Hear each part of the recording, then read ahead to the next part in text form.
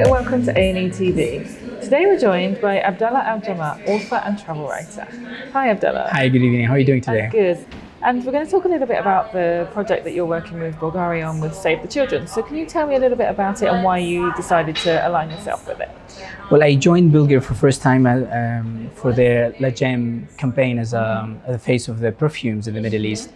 And I really got involved in working with Bulgaria because of what I sensed from the people behind the brand.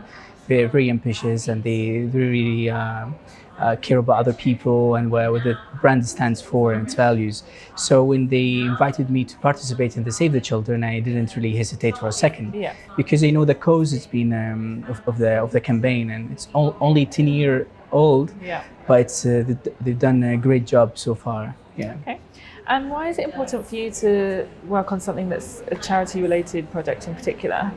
Yeah, well, traveling the world, I thought I saw there's a lot of suffering in the world, and it's a lot of people that are complaining or the big brands and companies and such. Whereas at the same time, you see big brands as Bulgari are doing a great job in saving the children, and actually doing it in a passionate way. That you see a lot of people actually who work for Bulgari. They go actually in these sites, in these countries where they've been funded by the Save the Children campaign. All these projects and all the small children's underprivileged ones who've benefited from them. You could see there's a sense of paying attention to the details. That's why I think it's very important for big companies, big brands to actually make their contribution in the social, in our society as a general. Okay. And what's the message that you would like to portray by taking part? Yes, I think if you're talking about the children, you're talking about the future. And I think if the message I want to convey is you're taking about all our own children as a human beings, is actually taking our own future in the near one. Okay. And what about the brand Bulgari? Why do you think it's a brand that you'd like to align yourself with?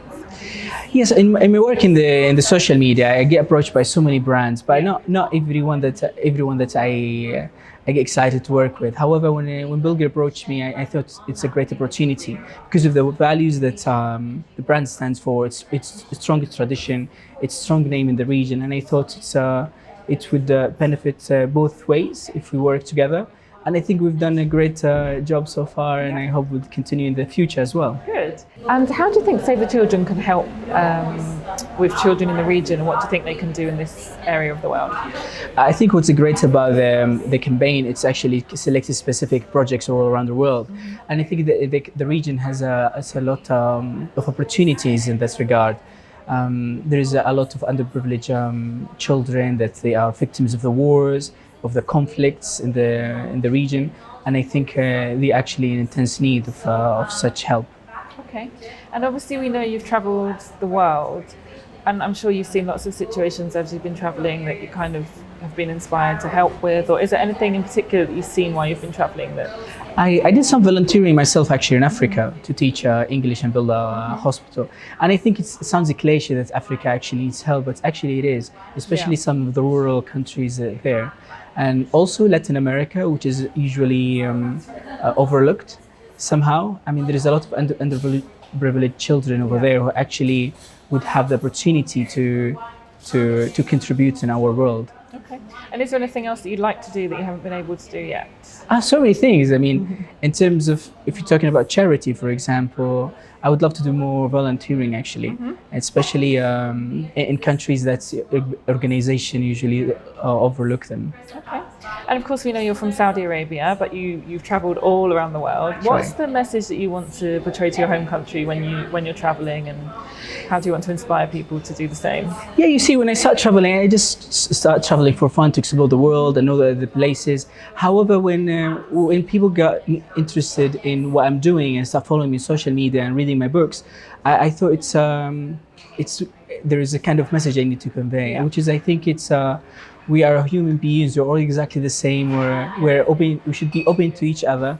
And that sounds very simple idea, but it's very difficult sometimes to comprehend for some people. The message I want to show the Saudis and other people about Saudis, and we are all exactly the same. Everybody want to have a peaceful life, raise their own children, travel the world. And I think we have very interesting culture to show. At the same time, there is plenty of culture in the world that's for Saudis to explore and see. Yeah. Okay. And what do you think travel brings to you or adds to you as a person? It's made me. It's made me a very humble person. It's made me. I've always been humble, but it's made me very understanding of every. Of all the stands of any person around the world. So I wouldn't really judge anyone, really. Yeah. Okay. And going back to Saudi Arabia, what is your opinion on all the changes that are happening there at the moment? As a young Saudi, I'm very excited with what's going on. I mean, we are a generation that's actually observing the change and taking part of it. And I think all Saudis are very excited about it, looking up for a future. And we had times where Saudi wasn't really the best place to live, but I think nowadays it's actually the place to be. Yeah. Okay. Yes. And obviously we know you're a best-selling author already. Yeah. How do you top that in terms of your writing, and what can we expect to see next from you in terms of travel books? Yeah, so I'm trying to focus now on travel writing. So because I had very successful experience with it, and I actually enjoying doing it myself. I'm now working on a book about my trips in Latin America. Okay. I traveled there a few times. I visited almost all countries there, and I think there is kind of like a gap between us and Latin America. We don't know much about them, they don't know much about us. So I'm trying with this book to kind of fill this gap and show both worlds the beauty that they could have. Yeah. Now, I'm sure it's going to be impossible to pick just one, but are there any travel destinations that are your favorite, or anywhere that's particularly close to your heart? The countries I've been, I really loved Colombia, Argentina, Vietnam as well. I really liked it. And Malawi in Africa, it's one of my favorite destinations, yeah. And where's on your travel bucket list at the moment? You see, I'm trying to pick countries I've never been before, so I'm trying this year to focus in Central Asia. Okay. Probably Uzbekistan, Turkmenistan, Bhutan. Yeah. And luckily these days in Dubai there's the Arabian travel market, so I got the chance to look around to see what's up there. Perfect timing to be here. Yeah, totally. And are you reading a book at the moment? I'm reading a book. It's actually a novel. It's written by a Lebanese author, and it talks about the first Arab immigrants to the United States, which is an era that fascinates me, which is one of the first, let's say, contacts between Arabs and actually living in the Western world. Okay. And what's the motto that you live your life by? Live and let live. Very nice. Yes. And for a final question, how would you like the world to remember you? I'd like to be remembered as an author who actually who inspired people and influenced them in a good way. Okay, great. All right, Abdullah, thank you so much for joining us today. Thank you very much. Thank you very much. And thanks for watching. We'll see you next time.